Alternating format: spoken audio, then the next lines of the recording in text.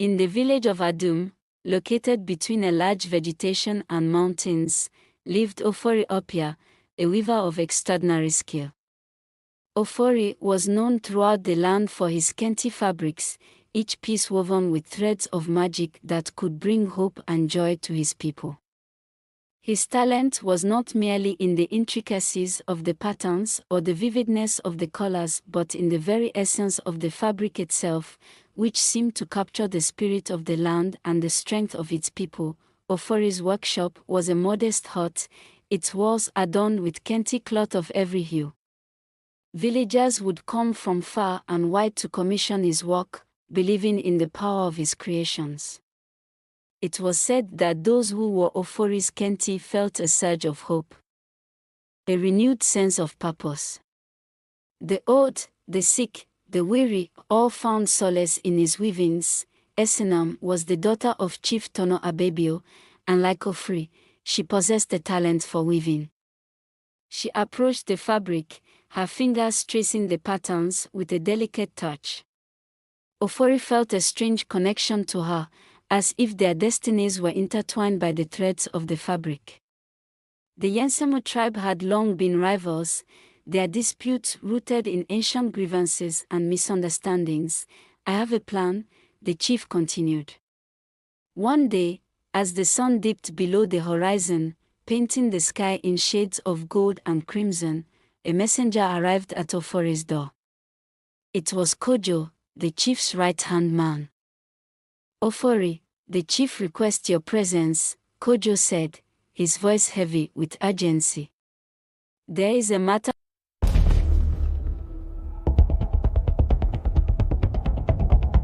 In the village of Adum, situated between lush greenery and mountains, lived Ofori Appiah, a weaver of extraordinary skill.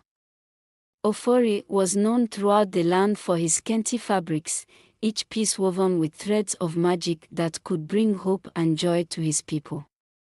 His talent was not merely in the intricacies of the patterns or the vividness of the colors, but in the very essence of the fabric itself, which seemed to capture the spirit of the land and the resilience of its people.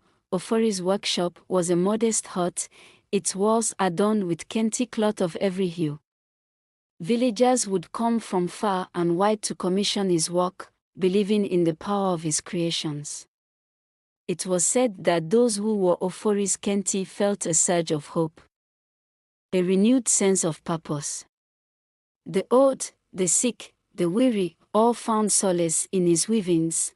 One day, as the sun dipped below the horizon, painting the sky in shades of gold and crimson, a messenger arrived at Ofori's door.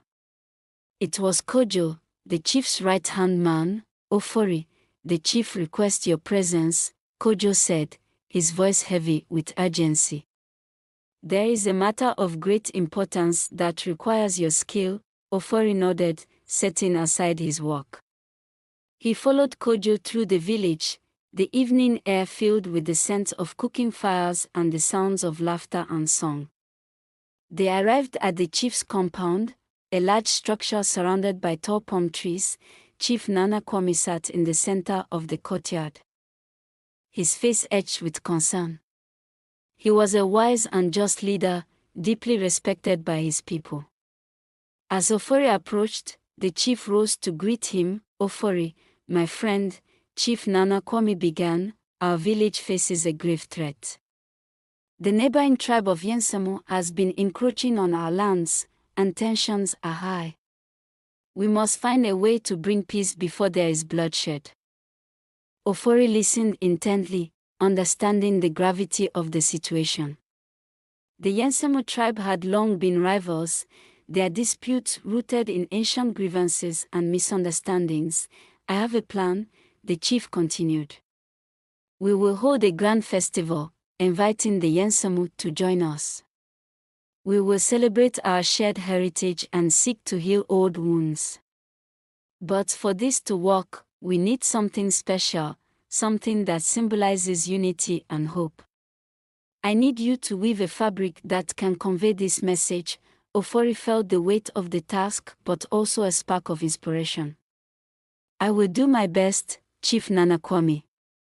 I will create a fabric that embodies our hopes for peace and unity, the chief smiled, his eyes reflecting a glimmer of hope.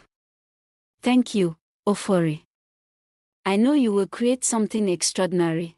As Ofori returned to his workshop, he pondered the challenge ahead.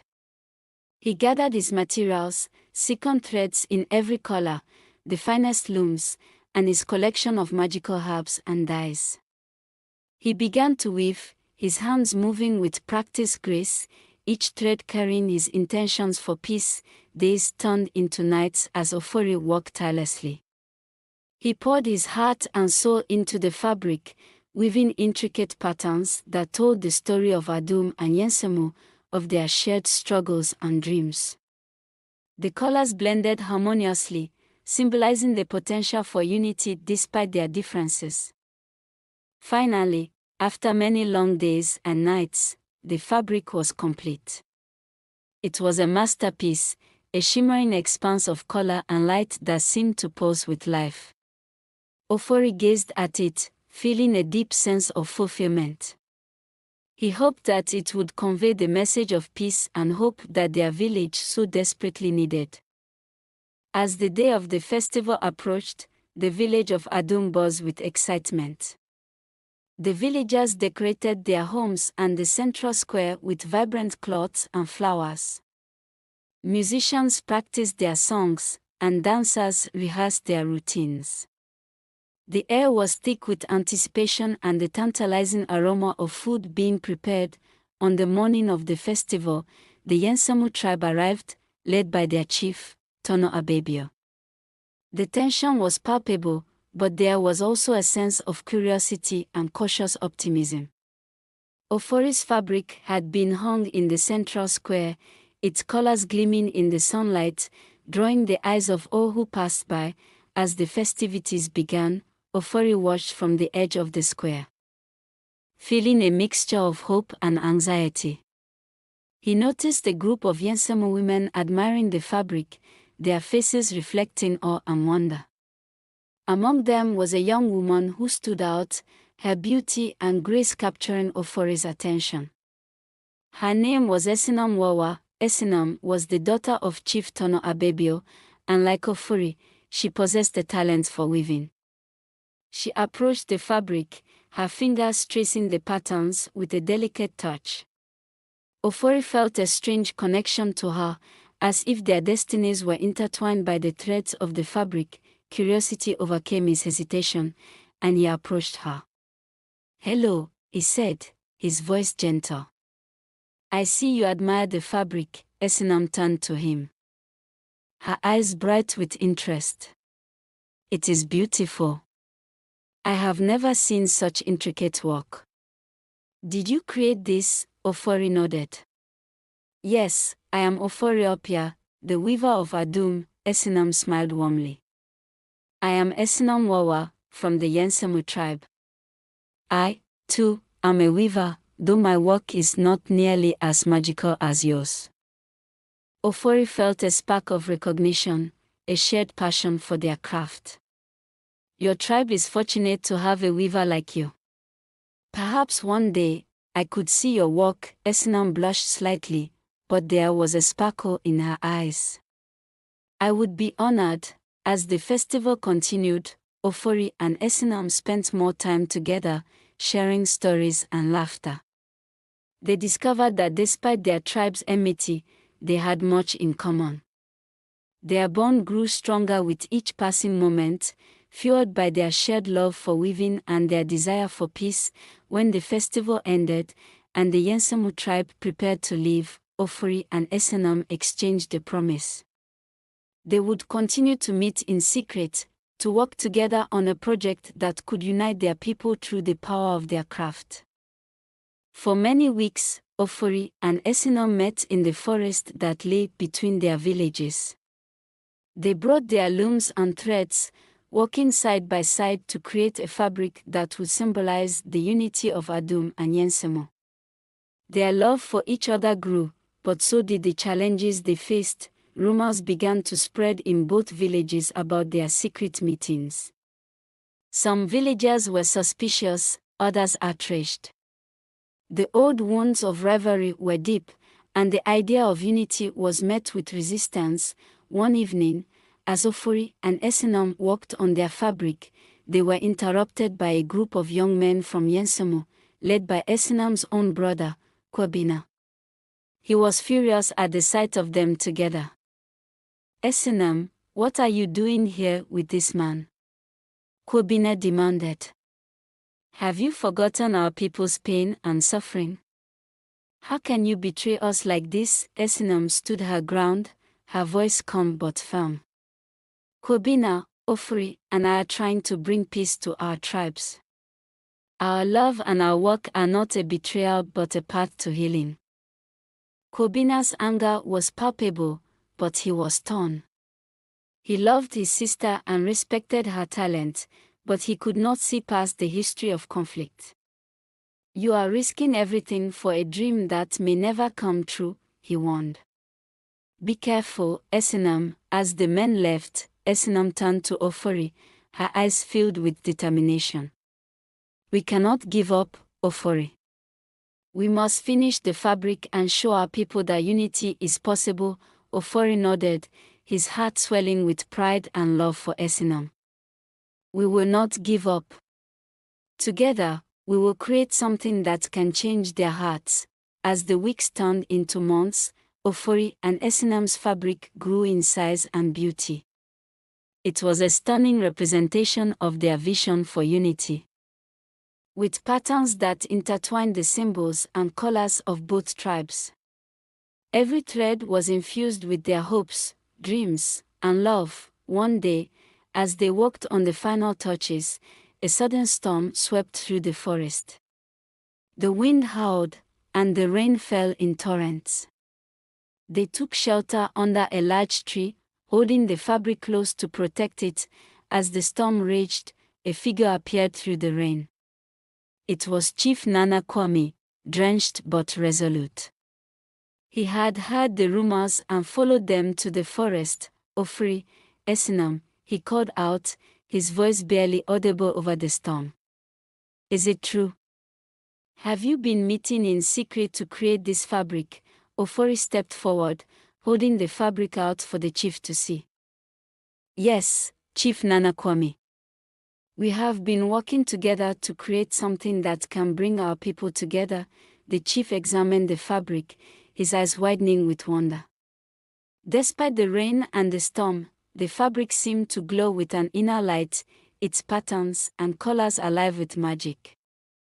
"This is extraordinary," the chief said, his voice filled with awe. "This fabric, it has the power to change hearts. You have done something truly remarkable." As the storm subsided, Chief Nana Kwame looked at Ofori and Esinam, a newfound determination in his eyes. "We must show this to both our tribes. This fabric is a symbol of hope and unity that can bridge the divide between us." Ofori and Esinam agreed, feeling a mixture of excitement and apprehension. They knew the path ahead would not be easy, but they were ready to face whatever challenges lay in their way. With the chief's support, they returned to Adum, carrying the fabric with them. The next day, Chief Nana Kwame called for a gathering in the central square of Adum. Word spread quickly, and soon the entire village assembled, curious to see what the chief had to say. The atmosphere was tense, as many still harbored doubts and fears about the Yensomu tribe. Ofori and Esinam stood before the crowd, their hands tightly clasped around the fabric. Chief Nana Kwame stepped forward and addressed his people. "My fellow villagers," he began, "we have long been at odds with our neighbors, the Yensomu. But today, I stand before you with a message of hope and unity. Ofori Appiah, our gifted weaver, and Esinam Wawah of the Yensomu have created something truly extraordinary. This fabric is not just a piece of art, it is a symbol of our shared future." With that, Ofori and Esinam unfolded the fabric, revealing its intricate patterns and vibrant colors. The crowd gasped in awe, the beauty and magic of the fabric captivating their hearts. Chief Nana Kwame continued, "This fabric tells the story of our two tribes, intertwined and connected. It represents our hopes for peace and our commitment to a brighter future. I ask you all to look beyond our differences and see the possibilities that lie ahead." As the villagers examined the fabric, whispers of admiration and wonder spread through the crowd. The magic within the fabric seemed to reach out to them, instilling a sense of hope and unity. Just then, a commotion arose at the edge of the square. Chief Tono Abebio and a group of Yensomu warriors had arrived, drawn by the news of the gathering. The tension was palpable as the two chiefs faced each other. Chief Nana Kwame stepped forward, holding the fabric high. "Chief Tono Abebio, welcome. We have gathered here to celebrate the possibility of peace between our tribes. This fabric, woven by our children, is a testament to what we can achieve together." Chief Tono Abebio examined the fabric, his stern expression softening as he took in its beauty and the message it conveyed. He turned to Esinam, his eyes filled with pride and love for his daughter. "You have done well, Esinam," he said, his voice filled with emotion. "This fabric is indeed a symbol of hope. Perhaps it is time for us to put aside our old grievances and look to the future." The crowd erupted in cheers, the possibility of peace filling their hearts with joy. Ofori and Esinam stood side by side, their love and commitment shining through their work. With the chief's agreement, plans were made for a grand ceremony to formally unite the two tribes. The central square of Adum was transformed into a vibrant celebration of culture and heritage. The fabric, now known as the Weaver's Promise, was hung in a place of honor, a beacon of hope for all to see. Villagers from both tribes mingled, sharing stories, songs, and dances. Old enmities began to fade as they discovered commonalities and forged new friendships. The magic of the fabric seemed to touch everyone, imbuing the celebration with a sense of unity and joy. Ofori and Esinam stood at the heart of the celebration, their love and partnership serving as an inspiration to all. They knew their journey was far from over, but they were ready to face whatever challenges lay ahead, united in their commitment to peace. As the festivities continued late into the night, Chief Nana Kwame and Chief Tono Abebio stood together, watching their people celebrate. "This is just the beginning," Chief Nana Kwame said. "We have much work to do to build a lasting peace." Chief Tono Abebio nodded in agreement. "Yes, but today we have taken an important step. Our people have seen the power of unity and the possibilities that lie ahead." In the weeks and months that followed, Ofori and Esinam continued to work together, their love and partnership growing stronger with each passing day. They traveled between Adum and Yensomu, teaching others the art of weaving and the importance of unity. Their tale, the Weaver's Promise, became a symbol of hope and inspiration, its story spreading far and wide. People from other villages and tribes came to see it, drawn by its beauty and the message it conveyed. The unity between Adum and Yensomu grew stronger as the two tribes worked together on various projects, from building schools to improving their communities. The old wounds of rivalry began to heal, replaced by a shared commitment to a brighter future. Ofori and Esinam's love story became a legend, a testament to the power of love and the magic of their craft. They continued to weave tapestries that brought hope and joy to their people, their bond and their art inspiring generations to come. Years passed, and the village of Adum flourished. The bond between Adum and Yensomu grew ever stronger, a testament to the power of unity and the magic of the fabric that had brought them together. Ofori and Esinam, now elders, continued to weave their magic, their love for each other and their people unwavering. Their children and grandchildren carried on their legacy, learning the art of weaving and the importance of unity. The story of Ofori and Esinam became a cherished part of their heritage, a symbol of the power of love and the magic of their craft. The weaver's promise remained a beacon of hope, its colors as vibrant as ever, its patterns telling the story of two tribes that had found peace through the love and dedication of a weaver and his beloved. And so, the tale of Ofori Appiah and Esinam Wawah lived on, inspiring generations to come with the timeless message that love and unity can overcome even the greatest of challenges. There are 3 moral lessons to learn from this story. The first is the power of unity. One of the central moral lessons of The Weaver's Promise is the importance of unity in overcoming adversity. Despite long-standing rivalries and deep-seated enmity between the tribes of Adum and Yensomu, the story demonstrates that when people come together with a shared vision and purpose, they can achieve remarkable things. By working together, the villagers were able to bridge their differences and build a brighter future for themselves and their descendants. The second moral lesson to be learned is the transformative power of love. Another key moral lesson is the transformative power of love, both romantic and communal. Ofori and Esinam's love for each other served as a catalyst for change, inspiring them to reach across tribal divides and work towards peace. Their commitment to each other and their shared ideas allowed them to overcome obstacles and bring their communities together. Love, in its various forms, has the ability to heal wounds, break down barriers, and create lasting bonds between individuals and communities. Last but not least is the importance of perseverance. The Weaver's Promise also emphasizes the importance of perseverance in the face of adversity.